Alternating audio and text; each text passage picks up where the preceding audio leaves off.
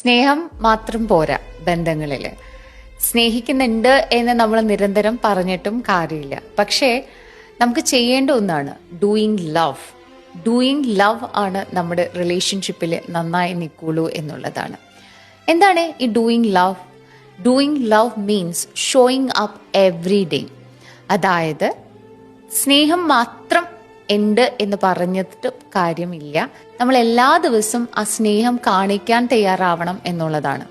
ചിലപ്പോൾ നമ്മൾ ടയേർഡ് ആവാം, ദേഷ്യത്തിലായിരിക്കാം, ചിലപ്പോൾ നമ്മുടെ അന്നത്തെ ഒരു ദിവസം ഈസി ആയിക്കൊള്ളണം എന്നില്ല, ചിലപ്പോൾ അന്നത്തെ ഒരു ദിവസം വളരെ സൈലന്റ് ആയിട്ട് ഇരിക്കാനായിരിക്കാം നമ്മൾ ചൂസ് ചെയ്യുന്നത്, അല്ലെങ്കിൽ നമ്മുടെ ഫീലിങ്സ് ഒന്നും എക്സ്പ്രസ് ചെയ്യാനായിട്ട് വിചാരിക്കാത്തൊരു ദിവസമായിരിക്കാം. എന്ത് തന്നെയാണെങ്കിലും ചെറിയ ആക്ഷൻസിലൂടെയെങ്കിലും നമ്മുടെ പാർട്ട്ണറെ നമ്മൾ സ്നേഹിക്കുന്നുണ്ട് എന്ന് കാണിക്കുകയും ബോധിപ്പിക്കുകയും ചെയ്യേണ്ടത് നമ്മുടെ ഉത്തരവാദിത്തമാണ്. അത് ദിവസേന തന്നെ കാണിക്കണം. കാരണം സ്നേഹം എന്ന് പറയുന്ന ഒരു സാധനം അവർക്ക് അത് ഫീൽ ചെയ്തില്ല എങ്കിൽ, കിട്ടുന്നില്ല എങ്കിൽ പലതരത്തിൽ ബന്ധങ്ങൾ താഴെ പോവാനുള്ള സാധ്യതകൾ വളരെ കൂടുതലാണ്.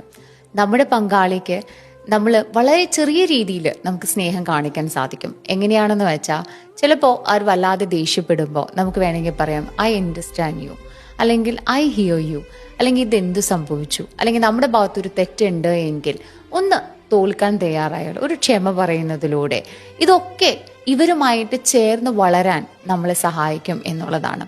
ഡോക്ടർ സ്യൂ ജോൺസൺ പറഞ്ഞതുപോലെ love is not just a feeling, it's a series of actions.